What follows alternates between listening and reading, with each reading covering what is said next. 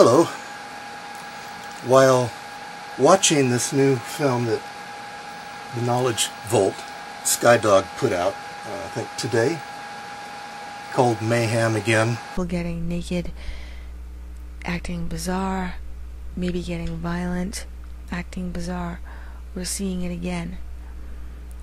We're seeing it again here. In Jackson before. While I was watching it, at a particular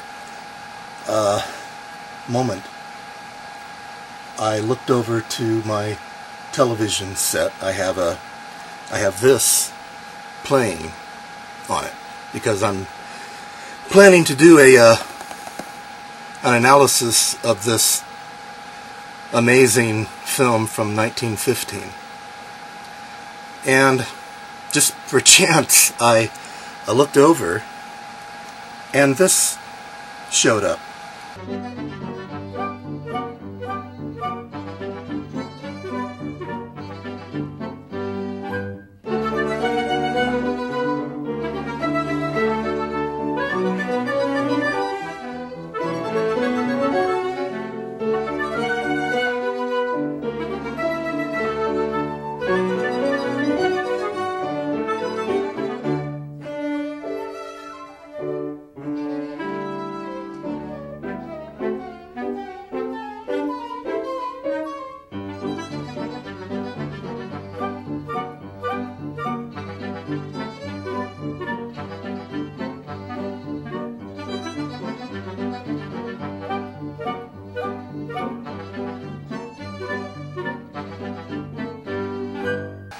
And it was when I looked over at the television set at exactly this point, right after reading these words in Skyedog's video.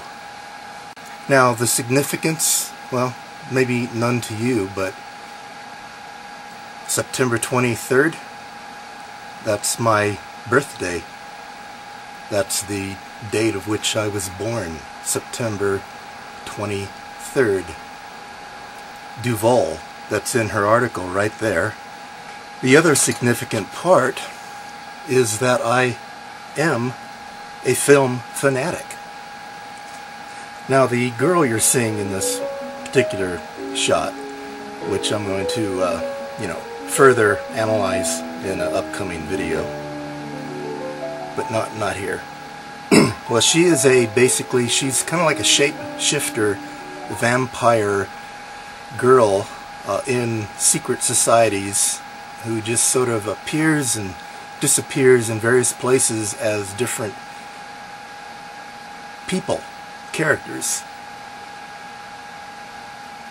Now, that doesn't have much significance to this particular video, but it will in a later video that I do when I analyze the vampires. Now, that's it.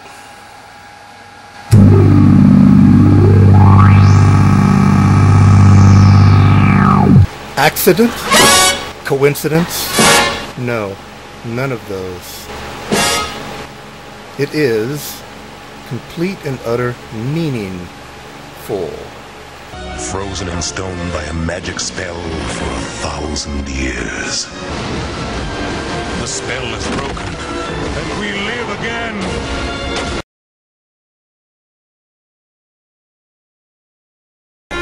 Mr. Duval is on the phone. I'll return the call later. Is it wise to keep the Illuminati waiting? No. Okay, well, just a few more things to say about the vampires. I'm doing this upside down, that's why it's weird, but there we go. The vampires.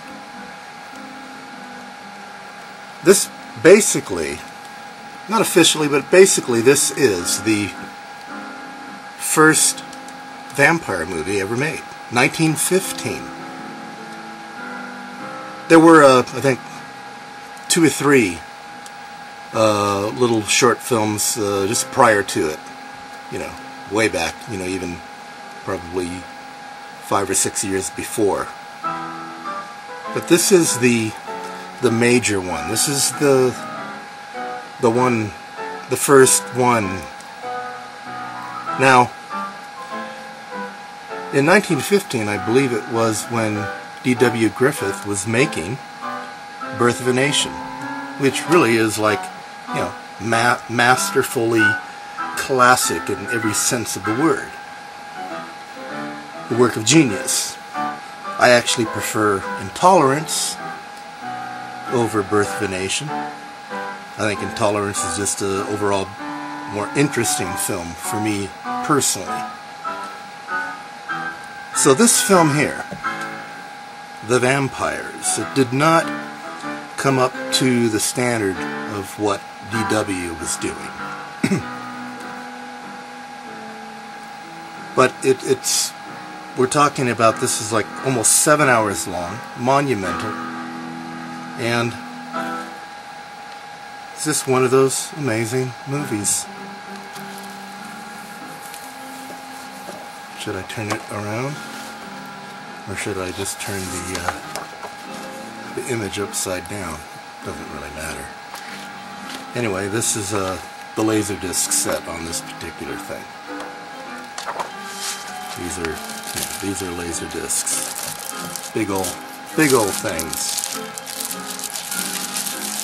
They're basically the forerunner to a DVD, but as you can see, they're like gigantic. They're the size of an old LP record.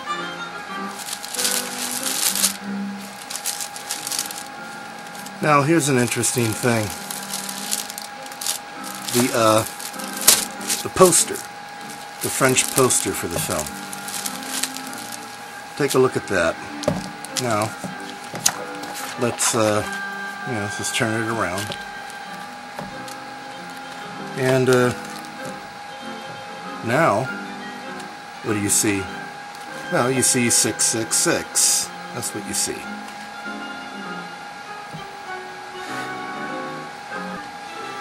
This is an image of the main vamp character of the film.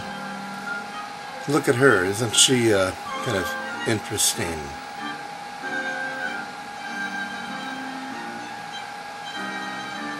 Anyway, I'm gonna, I don't know, maybe I won't, but I plan on getting into talking about the film a little more in depth. I just want to continue on with a little bit more, just so you can see where this whole vampire thing in film kind of like came from. Even though it's not, the classic form of the vampire, that really came later in 1922 with Nosferatu, and then of course Bela Lugosi. But this is the vampire, this is the beginning of it in 1915. Hey, as soon as film came into existence, this stuff was just right there for everybody. The teens and the 20s were actually a very interesting time in film, because they focused a lot on horror and science fiction. And, the 30s did to a degree, but after, I think it was 1935, there was just a giant shutdown on this stuff. Sci-fi was already relegated to basically just, this is for kids, it's a joke, that's all it is. Horror still maintained itself for a while. And then in, 35, it all shut down. And it really, even though there are some odd sci-fi horror films that were still made during the 40s, it really didn't come back into mainstream again until, I think it was 1950, I believe, with Destination Moon and Rocket Ship XM, and then horror films started to come back into play. But even then, it still wasn't being taken seriously. It's being taken very seriously now, because we all know why. Because this is their agenda. This is the Illuminati's agenda. Science fiction, I used to think, had to do with science, with a blend of fiction.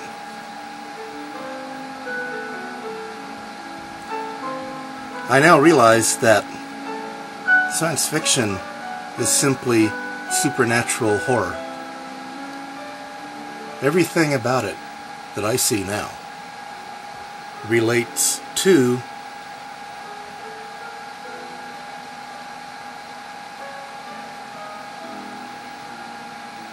the fallen creatures returning to the planet. And that just goes about all of sci-fi from the 50s. It's that. Everything. The creature from the Black Lagoon, the day the Earth stood still. It came from outer space. This island Earth. This isn't science. It's not. It's science fiction in its loosest meaning. But it's really a revealing of what is going to happen now. We've all been tricked, deceived, including myself. All of us. It's time to see it for what it is, be honest about it, face it, and everything will be better for you and I and all of us in the long run once we do start to see it this way. Basically, science itself is a deceptive lie. It's just brought into us through the school system, forced, titanically forced, gigantically forced upon us. As this is the truth, if you don't accept this, you're an idiot. But the reality is, they're pushing just one gigantic lie.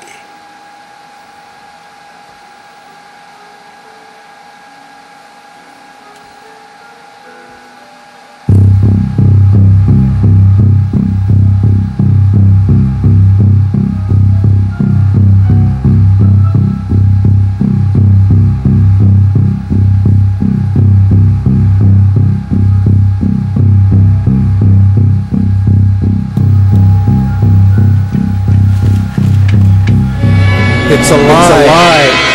It's a great lie.